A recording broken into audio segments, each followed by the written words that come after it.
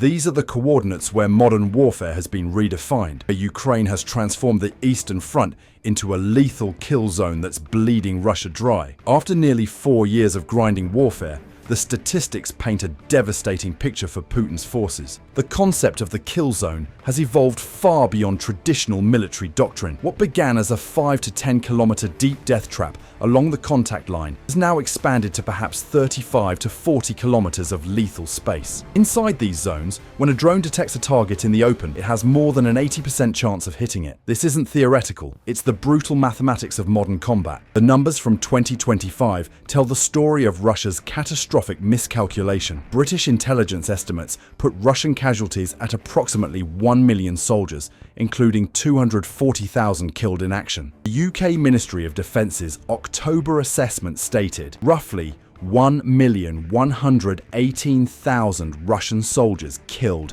and wounded. An analysis by The Economist revealed that Russia's casualty toll increased by 60% since the start of 2025, with over 100,000 soldiers reportedly killed in just that year alone. But here's what makes these losses truly staggering: the ratio. Even conservative estimates suggest roughly 5 Russian soldiers are killed for every 1 Ukrainian. Ukraine's deep state analysis shows that Russian forces suffered 416,570 casualties throughout 2025 for an average of 78 casualties per square kilometer seized. They're paying in blood for every meter of Ukrainian soil. At the heart of this carnage lies Ukraine's drone revolution. By early 2025, Ukraine was producing 200,000 first-person view drones per month. Defense Minister Denis Shmyhal stated that Ukraine's armed forces expected to receive 3 million FPV drones by the end of 2025. Russian military medical reports reveal that over 75% of injuries sustained by their soldiers during combat were caused by FPV strikes. The scale of this drone warfare is almost incomprehensible. Russian forces can deploy up to 200 FPV drones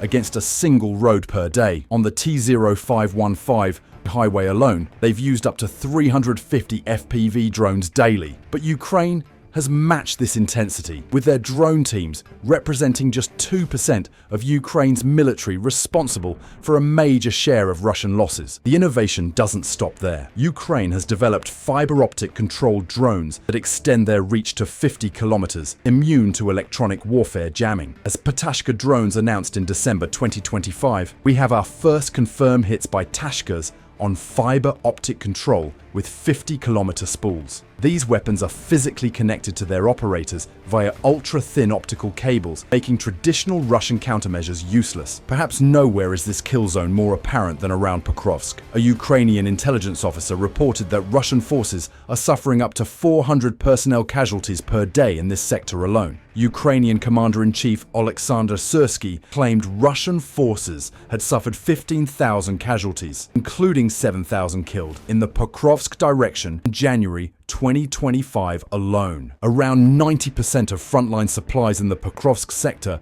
are now delivered by ground robots, demonstrating how completely the battlefield has been transformed. Ukrainian Brigadier General Andriy Beletsky captured this evolution perfectly when he said, "Modern defensive lines should be designed kill zones, optimized for drones and ground robotic systems." The kill zone strategy reached its most spectacular demonstration with Operation Spiderweb on June 1st, 2025. This covert drone attack struck 5 Russian air bases across 5 time zones, employing 117 drones and causing an estimated $7 billion in losses. According to reports, 41 aircraft were destroyed or disabled, including some of Russia's most prized strategic bombers. The operation's reach was unprecedented, spanning from western Russia to eastern Siberia, with confirmed damage 4,300 kilometers from Ukraine. What made Spiderweb particularly ingenious was its execution. 5 civilian truck drivers, hired for what they thought was routine transport of prefabricated houses, became unwitting pawns in the operation.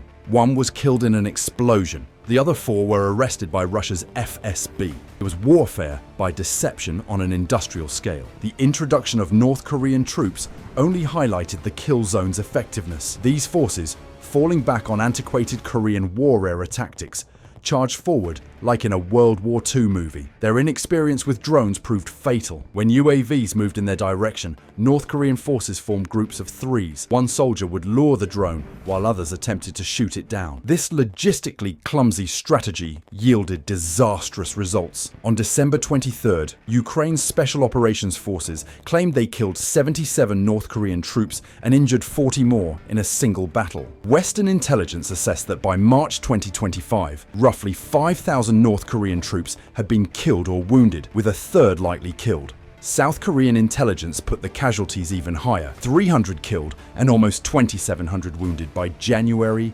2025 alone. Despite these devastating losses, Russia continues its grinding offensive. Commander Syrskyi noted that, despite the substantial losses, the Russian army is not giving up on continuing offensive operations, although it has not achieved significant operational success. Military history expert David Silby from Cornell University observed, "We started the year with the Russians advancing slowly out of the east of Ukraine, and we're ending the year with the Russians very slowly advancing out of East Ukraine. The territorial gains tell the story of this Pyrrhic advance."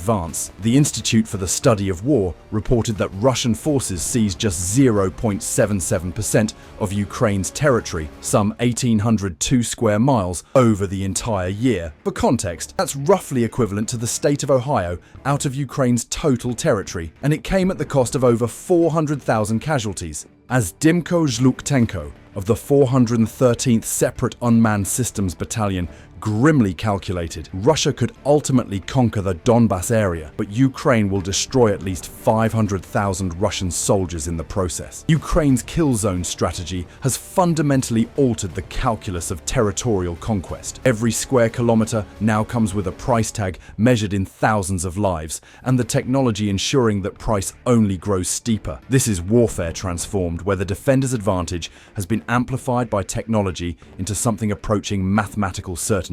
Russia may continue its advance, but each step forward leads deeper into Ukraine's carefully constructed web of destruction.